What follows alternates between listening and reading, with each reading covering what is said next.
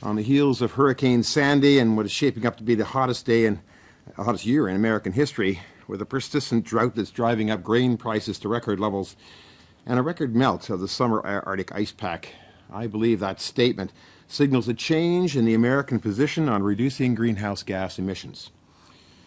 Many public figures in Canada and Ontario have always voiced the opinion that we can't move on greenhouse gas reduction until the U.S. does.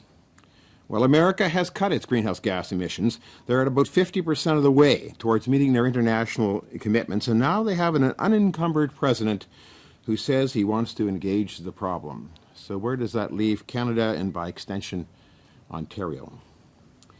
In 2007, the Ontario government released its Go Green Ontario's Action Plan on Climate Change, the Climate Change Action Plan for short, which establishes 3 greenhouse gas emission targets. 6% below 1990 levels by 2014 to about 165 megatons, 15% below 1990 levels by 2020 to about 150 megatons, and 80% below 1990 levels by 2050 down to 35 megatons. These targets are based on the internationally agreed upon goal of limiting the increase in global average temperatures to about 2 degrees Celsius above pre-industrial levels. In order to have a reasonable chance of preventing temperatures from exceeding that amount, the Intergovernmental Panel on Climate Change recommended in 2007 that the concentration of greenhouse gases in the atmosphere would have to be stabilized at or below 450 parts per million. More recent analysis of the paleoclimatic data has led James Hansen, head of the NASA Goddard Institute for Space Studies, to conclude that long-term concentrations of CO2 in the atmosphere must be reduced to no more than 350 parts per million if global climate conditions similar to those in which our ecosystems and our civilization have evolved are to be maintained. Unfortunately, the Ontario Action Plan and targets have not been adjusted to reflect this new understanding of the climate system. One of my duties is to submit each year a review of the Ontario government's Climate Change Action Plan. In essence, a progress report on Ontario's activities to reduce greenhouse gas emissions. In your hands is my 2012 annual greenhouse gas report, A Question of Commitment. The title is appropriate because there's been no discernible progress on this file since I last reported on the subject over a year ago. Clearly, the Ontario government's commitment to responding to greenhouse gas emissions and climate change has become questionable. In the recent past, the Ontario government did accomplish significant progress towards meeting the targets. This was largely attributed to the ambitious coal phase-out program. However, time moves forward, and while the coal phase-out is a worthwhile and worthy accomplishment, it's now past performance, and no new initiatives to garner such measurable benefits or reductions are being advanced. Has the last year, the period of no progress between this and my 2011 report, been of significant consequence? Well, not likely in the short term, but the current lack of activity and delays will make the task of achieving the stated targets and goals harder and more expensive. Continuing to invest in road service, low-density development, and failing to invest in improving the energy efficiency of our existing buildings commits us to an increasing structural greenhouse gas emissions structure for decades to come. You might ask, with so little relevant activity, why is the report as long as it is? Well, the report contains basic information on greenhouse gas emissions for 6 sectors: electricity, transportation, industry, buildings, agriculture, and waste. This was necessary because in order for there to be public discussion about action on greenhouse gases, there needs to be public information on our present situation. That information and analysis should come from the government agency responsible for the Climate Change Action Plan, but it has not. The less than adequate government report of April 2011 has been followed this year by an even less informative report, released just a few days ago. I have it here. It's not reviewed in this report. We just got a little while ago, but there's not much substantive in it. This has made my job of reporting year-over-year comparisons difficult and problematic at best. A significant shortcoming of the government's current approach has been the complete lack of engagement around the question of carbon pricing. If only a single thing is done in the next year by the government on the climate change file, it should be to substantively engage this subject. As my report illustrates, other jurisdictions are demonstrating that carbon pricing can be adopted without hurting economic growth while delivering the benefits of lowered greenhouse gas emissions. And decisive action on climate carbon pricing could reboot the program and provide a rare and elusive win-win-win for the government, the economy, and the environment. However, at this point, with the paucity of information before me, I can only conclude that the Climate Change Action Plan is no longer a priority of government. Without the engagement of the Premier's office and Cabinet, the targets it's set for itself for 2014, 2020, and 2050 will not be achieved. Is the lack of action in the recent past fatal? Of course not. If the province is serious about attending to greenhouse gas emissions and responding to climate change, then the decisive action required can and must start now. I'll take your questions. Gord, is it your sense that this is all due to fiscal challenges that the government has? Some of the programs that you talked about in your report that they've canceled or delayed seem to be to save money. I'm just wondering, is this a prudent investment? Is this, Clearly not. And the amounts of money we're talking are small relative to the fiscal challenges of the government.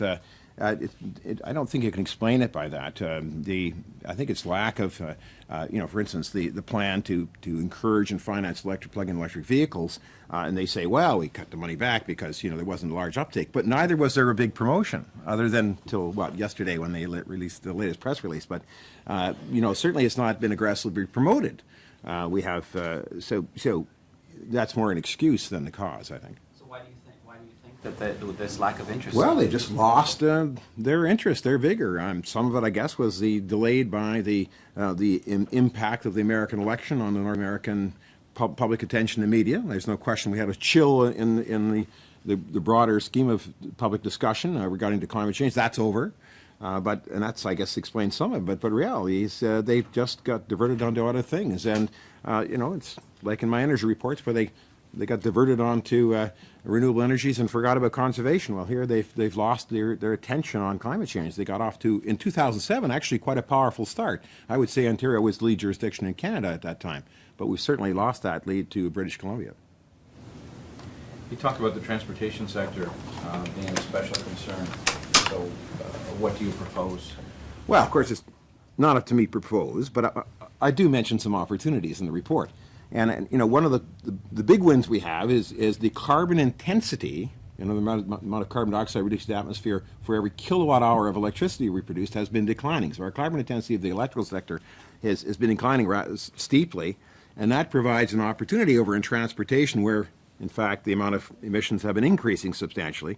If we can shift some of our transportation to electricity driven, which means it's all forms. I mean, we're talking heavy rail, potentially, certainly light rail to move people, and plug-in electric vehicles to some proportion. If we can shift from full fossil fuel intense energy source to some portion of electricity source, then we'll save large amounts of greenhouse gas emissions. So there are some opportunities we have to move on. On the energy sector, you mentioned that closing coal was a great thing, made progress, but correspondingly, now the gas plants are popping up everywhere, and but most people perceive them to be environmentally more friendly. Well, they're generally better than coal. There's some debate around some of the new gas extraction techniques, but not for today's discussion. But there's no question, electricity, we've got it down, the emissions down to quite comparably low levels from the days when we had a lot of coal being burnt, and they're going down even lower.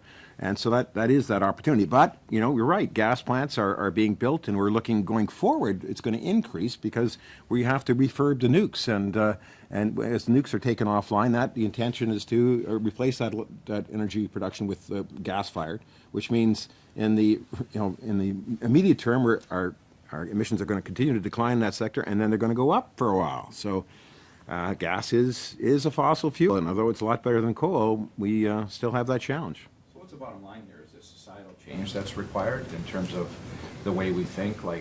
Absolutely. I mean, look at the targets. I mean, these targets are long-standing, international. They're driven by international factors, and we're talking major drops, and that means a restructuring of our socioeconomic system to be getting off fossil fuel.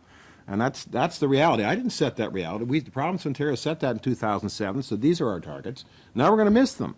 And how badly is the question? They're on the chart here. As you can see, the orange line is well, these are the targets, from 2014, 2020, and 2050, and we're bouncing on top of that line. So we have to come to grips with that the world is not going to stay the way it is now. Is there any major economy in North America or the world that is hitting the target? Yeah, sure. Well, let's go close to home. British Columbia has lowered their emissions and substantially lowered emissions at the same time lowering their taxes with their particular carbon tax over there. So they're successful here. In Europe, we have several economies that are achieving their goals, their stated goals in greenhouse gas reduction. So it is happening around. And I mentioned the United States. Be careful here. You know, we sit back and think United States because of the rhetoric we hear in their political system that somehow they're doing nothing. They're not doing nothing, and they have coal plants that are obsolete, on the verge of closing. They conceivably can meet their 2017 targets set in Copenhagen, no problem here. And then that means, where does that put us? If the United States turns around in a few years and says, well, we met our targets, oh, what happened to Canada? So, I mean, the game goes on. There has been reductions in many economies around the world.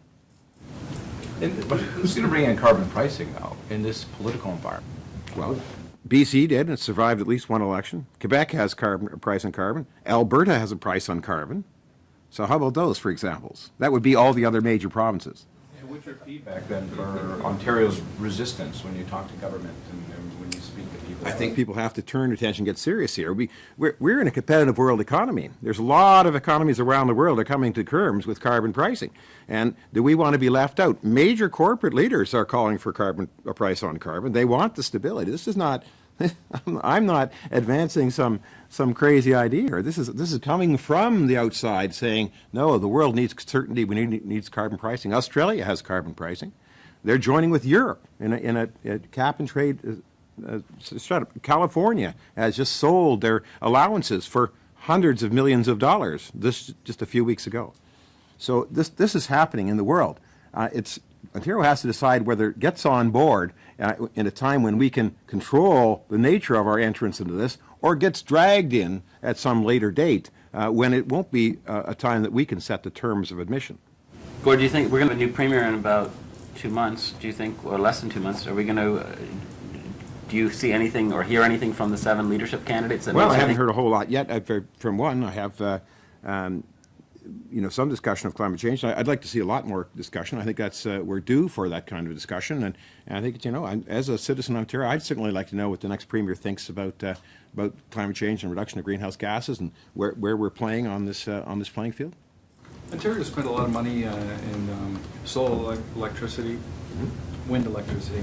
Has that shown a bump on the stats on the carbon emissions yet, or will it? Or? Well, arguably, it's a complex mix, right? I mean, the big bump here, the big drop, of course, is the coal plants, and to some extent, the coal plants, which were operating and for peaking conditions, have been helped by solar and to some degree helped by wind. So, I mean, it's a complex mix, but there's no question we've decarbonized electricity generally, and so you'd have to give some credit to those alternative renewable fuels. But remember, they're small. I mean, we have 1,500 megawatts of wind that's not always operational in a 35,000 megawatt electrical generation capacity. So those new technologies are minor contributors at this time. Of course, solar is much, much less than that.